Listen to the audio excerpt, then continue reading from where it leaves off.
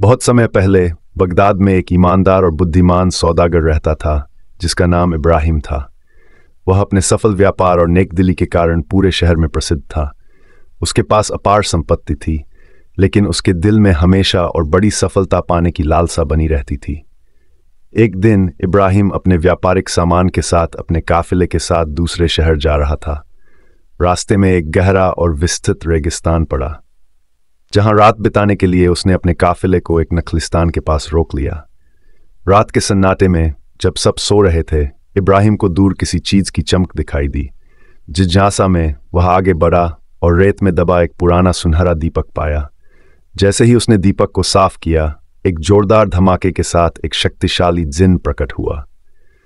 जिन की आंखें चमक रही थीं और उसकी गूंजती हुई आवाज ने माहौल को और भी रहस्यमय बना दिया। जिन बोला, हे इंसान, तुमने मुझे इस दीपक से मुक्त किया है, इसलिए मैं तुम्हारी एक इच्छा पूरी करूंगा।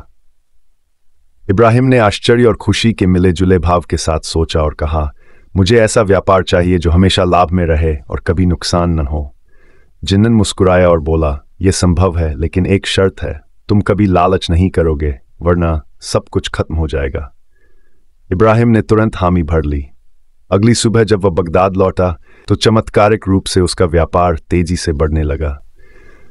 उसके सौदे हमेशा सफल होते और हर व्यापार में अपार लाभ होता। लोग उसकी बुद्धिमत्ता और सौभाग्य की मिसालें देने लगे। सालों बाद जब इब्राहिम अत्यधिक अमीर हो चुका था तो उसके मन में और अधिक धन की इच्छा जागी।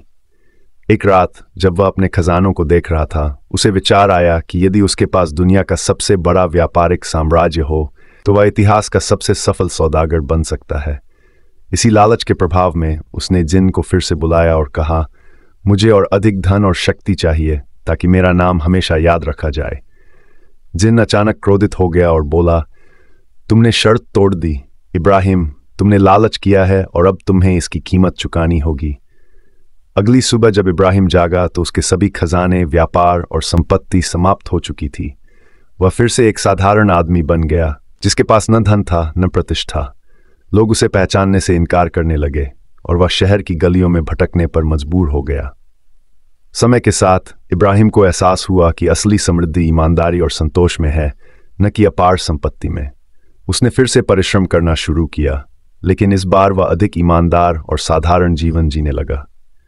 अंततः वह फिर से सफल हुआ, लेकिन इस बार वह जान चुका था कि लालच इंसान को कितना भी ऊंचा उठा दे, अंत में उसे जमीन पर गिरा ही देता है।